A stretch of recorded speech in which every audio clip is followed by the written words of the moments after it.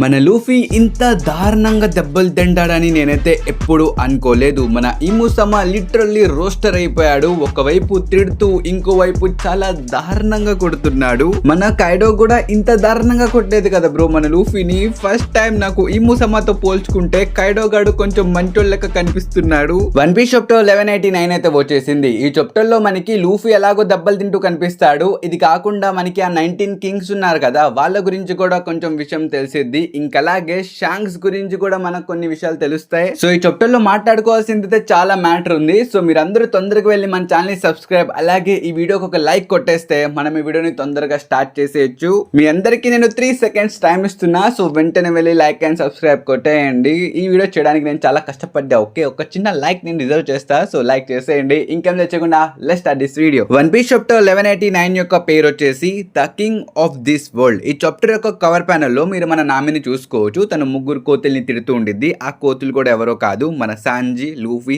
Zoro. ఒక famous line ఉండిద్ది కదా, చెడు వినొద్దు, చెడు చూడొద్దు, చెడు మాట్లాడకూడదు. సో దాని మీద అన్నమాట ఈ థీమ్. కానీ ఈ చాప్టర్ స్టార్ట్ అయ్యింది మన లూఫీ యొక్క అరుపుల నుంచి.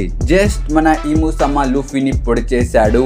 అది తగిన వెంటనే మన లూఫీ పారలైజ్ అయిపోయాడు. ఈ స్వార్డ్ యొక్క పేరు కూడా మీకు చెప్పా, స్వార్డ్ ఆఫ్ నథింగ్నెస్. ఈ స్వార్డ్ ఏం చేసిద్దంటే చుట్టుపక్కల ఉన్న లైఫ్ స్పాన్ మొత్తం లాగేసుకునిద్ది అనమాట మెల్లిమెల్లిగా. ఇప్పుడు అది లూఫీ లోపల ఉంది కాబట్టి లూఫీ యొక్క లైఫ్ ని అది అబ్జర్వ్ చేసుకుంటుంది. కానీ ప్రాసెస్ కొంచెం స్లోగా ఉండిద్ది అనమాట. మన ఇముసమ ఎంతసేపు అని చెప్పి ఆ కత్తలా పట్టుకొని ఉంటాడు. అందుకనే ఆ కత్తి తీసుకెళ్లి ఒక చెట్టుకి గుచ్చేస్తాడు. నేను మీ అందరికి ఇంకోసారి చెప్తున్నా, ఇప్పుడు కూడా మన లూఫీ గేర్ 5 లోనే ఉన్నాడు. గేర్ 5 లూఫీని మన ఇముసమ ఒక చెట్టుకి పిన్ చేసి పడేశాడు. అండ్ దీని తర్వాత షాకింగ్ న్యూస్ ఏంటంటే, ఈ మొత్తం ఎల్బాఫ్ లో లూఫీకి ఇలా జరిగిందని చెప్పి ఫస్ట్ ఎవరు నోటీస్ చేస్తారు తెలుసా?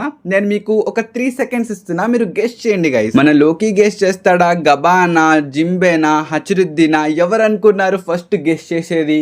ఇంకెవరో కాదు, మన ఊసప్. సీరియస్లీ మన ఊసప్ ఇది ఎలా తెలుసుకున్నాడో నాకే తెలీదు. ఇక్కడ మనోడు ముందు మాట్లాడుతూ ఉంటాడు, కానీ హఠాత్తుగా ఎంకల్ తిరిగి చెప్తాడు లూఫీకి ఏదో అయింది, ఇక్కడ ఏదో జరుగుతుంది అని చెప్పి తను కంగారు పడిపోతాడు అనమాట. ఇక్కడ మన నామి చెప్పిద్ది, ఏంటి ఊసప్ ఏం మాట్లాడుతున్నావు, లూఫీ గురించి ఇలా మాట్లాడమాక అని చెప్పి తను అంటూ ఉండిద్ది. కానీ ఎంకల్ నుంచి మన జింబే చెప్తాడు, లేదు నామి, మనం ఆ వ్యక్తిని అలసుగా తీసుకోకూడదు. చూసావు కదా ఆ వ్యక్తి మన లోకిని ఎంత దారుణంగా కొట్టాడో, మనం ఆ వ్యక్తిని తక్కువ అంచనా వేయకూడదు అని చెప్పి తను అంటాడు. ఇంకెంకల్ నుంచి మన లోకి కూడా చెప్తాడు, లూఫీ యొక్క హాకీ నిజంగానే వీక్ అవుతూ వెళ్తుంది, తనకేదో జరుగుతుంది అని చెప్పి తను అంటాడు. అండ్ ఇది మొత్తం జరుగుతుంటే మన బ్రూక్ బి లైక్, నాకు సంబంధం లేదు, ఈ అమ్మాయి లెగవాల్సిందే అని చెప్పి చెవు దగ్గరికి వెళ్ళి తను అరుస్తూ ఉంటాడు అనమాట, లెగు లెగు అని. ఇది చూసి మన ఊసప్ అలర్ట్ అయిపోతాడు. ఈ అమ్మాయి లెగిస్తే మళ్ళీ వీళ్ళ మీదకి అటాక్ చేయొచ్చు కదా, అందుకనే మనుడు లైక్ మొత్తం రెడీగా ఉంటాడు అనమాట, ఈ అమ్మాయి లెగిస్తే వేసేద్దామని. కానీ అప్పుడే మన రాగ్నర్ బ్రూక్ కి చెప్తాడనమాట, నువ్వు ఏం చేస్తున్నావు అని చెప్పి తను అడుగుతాడు. ఆబ్వియస్లీ మన రాగ్నర్ యొక్క మాటలు ఇక్కడ ఎవరికి అర్థం కాదు ఎక్సెప్ట్ మన ఎమర్జెన్సీ ఫుడ్ చాపర్ కి. సో ప్రస్తుతం మన చాపర్ ఇక్కడ ట్రాన్స్లేట్ చేసి చెప్తాడు, హే బ్రూక్, ఈ రాగ్నరే అంట ఈ అమ్మాయిని ఫ్రీ చేసింది, బట్ ఈ అమ్మాయి నువ్వు ఎందుకు లేపుతున్నావు అని చెప్పి ఈ రాగ్నర్ నిన్ను అడుగుతుంది అని చెప్పి తను అంటాడు. ఇది తెలుసుకున్న తర్వాత మన బ్రూక్ కి చాలా కోపం వచ్చింది అనమాట. తను చెప్తాడు, ఏంటి నువ్వు నా కూతుర్ని ఫ్రీజ్ చేస్తావా, నీకు ఎంత ధైర్యం, నువ్వు లేపుతాన్ని అని చెప్పి తను అడుగుతూ ఉంటాడు. అట్ దిస్ పాయింట్ మన బ్రూక్ లోపల నాకైతే కూమా కనిపిస్తున్నాడు. మన గాన్కో బ్రూక్ యొక్క నిజమైన కూతురు కాకపోయినా మన బ్రూక్ తన్ని పెంచాడు కాబట్టి ఇక్కడ మనోడు లైక్ అడ్మిట్ చేస్తున్నాడు తను నా కూతురు అని. ఇది చూసి మన రాగ్నర్ ఫుల్ కన్ఫ్యూజ్ అనమాట. అదేంటి ఒక స్కెలిటన్ కి హ్యూమన్ కూతురు ఏంటి, నాకేం అర్థం కావట్లే అని చెప్పి ఇక్కడ మన రాగ్నర్ మొత్తం కన్ఫ్యూజ్ అయిపోతాడు. కానీ హఠాత్తుగా ఒక పెద్ద షిప్ వచ్చి మన లోకి మీద పడిద్ది అనమాట.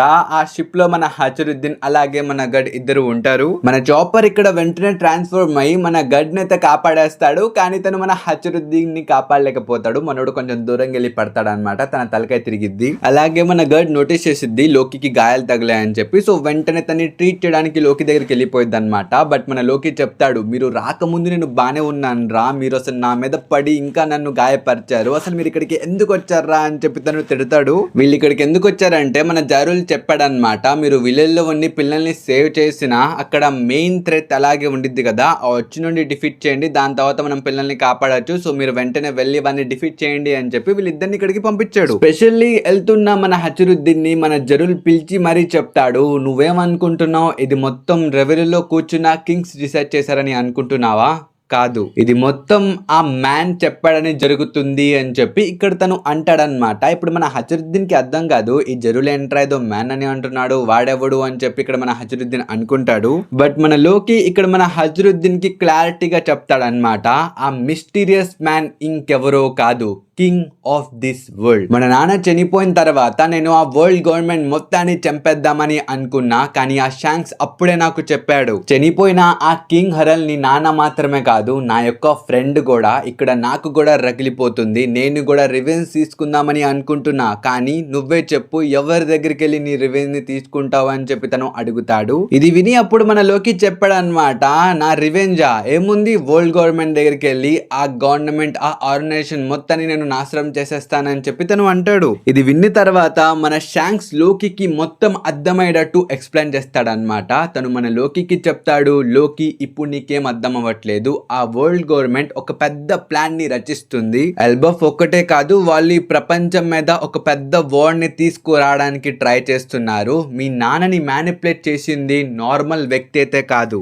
ఎవ్వరికి తెలియకుండా ఈ ప్రపంచాన్ని రూల్ చేస్తున్న వ్యక్తి, అందరికన్నా స్ట్రాంగెస్ట్ వ్యక్తి అని చెప్పి ఇక్కడ మన షాంక్స్ అంటాడు. ఈ మాటలు వినిన తర్వాత మన జెరుల్ షాక్ అయిపోతాడు, ఎందుకంటే ఆ వరల్డ్ థ్రోన్ మీద ఎవరు కూర్చోకూడదు, అదే కదా రూల్, కానీ ఆ థ్రోన్ లో ఒక వ్యక్తి ఉన్నాడా అని చెప్పి ఈ నిజం తెలిసి తను షాక్ అయిపోతాడు. మన గబాన్ కూడా చెప్తాడు, ఏ షాంక్స్ నువ్వు వీళ్ళకి చాలా ఎక్కువ ఇన్ఫర్మేషన్ చెప్పేస్తున్నావు అని చెప్పి తను అంటాడు. ఇది విని మనలోకి నవ్వుతాడు అనమాట. తను చెప్తాడు, ఇప్పుడు నా పని ఇంకా సులువైపోయింది, ఇప్పుడు ఒక్క వ్యక్తిని చంపితే చాలు మొత్తం నాశనం అయిపోయింది అని చెప్పి తను చాలా నవ్వుతూ ఉంటాడు. కానీ మన షాంక్స్ చెప్తాడు, ఆ వ్యక్తి ఇప్పుడు ప్రపంచాన్ని రూల్ చేస్తున్నాడు లోకి, ఆ వ్యక్తిని చంపడం అంతే సులువైతే ఈ పార్టీకి ఎవరో ఒకరు తన్ని చంపేసే వాళ్ళు కదా అని చెప్పి తను మెన్షన్ చేస్తాడు. ఇది వినిన వెంటనే లోకికి జెబెక్త్ గుర్తొస్తాడనమాట. ఇక్కడ లోకి మనసులో అనుకుంటాడు, నిజమే కదా, తన్ని ఓడించడం ఇంత సులువైతే జెబెక్త్ ఎప్పుడో చేసేసేవాడు కదా అని చెప్పి ఇక్కడ మన లోకి అనుకుంటూ ఉంటాడు. ఇది మొత్తం చెప్పిన తర్వాత మన షాంక్స్ అనుకుంటాడు, ఇప్పుడు ఈ లోకి ఆగిపోతాడు అని. కానీ ఇది మొత్తం వినిన తర్వాత కూడా మన లోకి చెప్తాడు, గుండు ముందుంది ఒకే వ్యక్తి కదా, నేను ఇప్పుడే తన్ని డిఫీట్ చేసి వస్తానని చెప్పి తను అక్కడి నుంచి వెళ్ళిపోతాడు. ఇక్కడతో ఈ ఫ్లాష్ బ్యాక్ అయితే అయిపోయింది. ప్రెజెంట్ మన లోకి ఇక్కడ చాలా హ్యాపీగా ఉంటాడు అనమాట. ఫైనల్లీ చాలా రోజుల నుంచి వెయిట్ చేస్తున్నా ఈ కింగ్ ఆఫ్ ది వరల్డ్ గడు వచ్చేసాడు, ఇప్పుడు నేను వీడిని చంపుతానని చెప్పి ఇక్కడ మన లోకి చాలా ఎక్సైటెడ్ అయిపోతాడు. పక్కన నుంచి మన హజరుద్దీన్ కూడా చెప్తాడు, బ్రదర్ నాకు ఒక ఛాన్స్ ఇవ్వు, నేను వాడిని ఒక పంచు కొడతా, అలాగైనా మన నాన్న యొక్క రివెంజ్ మనం తీసుకుందాం అని చెప్పి వీళ్ళిద్దరు మాట్లాడుకుంటూ ఉంటారు. గైస్ సీరియస్లీ ఇందాకే వీళ్ళిద్దరు ఈ ముసమా చేతిలో దెబ్బలు తిన్నారు. హజరుద్దీన్ గురించి అయితే చెప్పక్కర్లేదు, వన్ షాట్ లో పడిపోయాడు. అలాంటిది ఇప్పుడు వీళ్ళిద్దరు ఈ ముసమాని డిఫీట్ చేసే మాటలు మాట్లాడుతున్నారు. కానీ ఇక్కడే సీన్ షిఫ్ట్ చేసి మన లూఫీ అండ్ ఈ ముసమా దగ్గరికి తీసుకుని వెళ్తారు. ఇక్కడ మన ఈ ముసమా చెప్తాడు, ఓ నువ్వు ఇంకా కదల్లేవు కదా, అయితే చూద్దాం నువ్వు చనిపోవడానికి ఎన్ని కత్తులు పడతాయో అని చెప్పి తను sword of the sea God ని సమన్ చేస్తాడు. లిటరల్లీ సమన్ చేసిన వెంటనే ఆ కత్తిని కూడా లూఫీ లోపలికి పొడిచేస్తాడు. ఇక్కడ మీరు లూఫీ యొక్క రియాక్షన్ ని చూసుకోవచ్చు, తను ఫుల్లీ అవుట్ అన్నమాట. తనేం మాట్లాడలేకపోతున్నాడు, కదలలేకపోతున్నాడు, తన నోటు నుంచి కూడా చాలా బ్లడ్ వస్తుంది. ఇది మొత్తం చూసి ఈ ముసమా అయితే ఎంజాయ్ చేస్తూ ఉంటాడు. ఇప్పటికే 2 కత్తులు పొడిచా, ఇంకెన్ని కత్తులు పొడిస్తే నువ్వు చనిపోతావో చూద్దాం మంకీ డి లూఫీ. ఇదొక చెత్త పేరు, మీ ముగ్గురు తమ్ములకి వేరే వేరు పేర్లున్నా ముగ్గురు కూడా వేస్ట్ గాళ్ళే నా పనికి అడ్డుపడుతూ ఉంటారు. ఒకడు మెరిన్ చేత చచ్చిపోయాడు, ఇంకోడు నాకు కనిపించి పారిపోయాడు, ఇంకో నువ్వు సేమ్ ఆ జాయ్బాయ్ గాడి డెవిల్ ఫ్రూట్ ని తిని నా ముందుకు వచ్చావు, కానీ ఆడి పవర్స్ లో కొన్ని కూడా నువ్వు వాడలేకపోతున్నావు, నువ్వు ఒక వేస్ట్ వీక్ గాడివి అని చెప్పి తను లూఫీకి చెప్తూ ఉంటాడు. ఇంకిక్కడే సీన్ షిఫ్ట్ చేసి జోరో, సాంజీ, కిలింగం, సామర్స్ దగ్గరికి తీసుకుని వెళ్తారు. మీరు ఈ ప్యానెల్ లో చూసుకోవచ్చు, మన కిలింగం అండ్ సామర్స్ కి కొన్ని కొత్త వెపన్స్ వచ్చాయన్నమాట.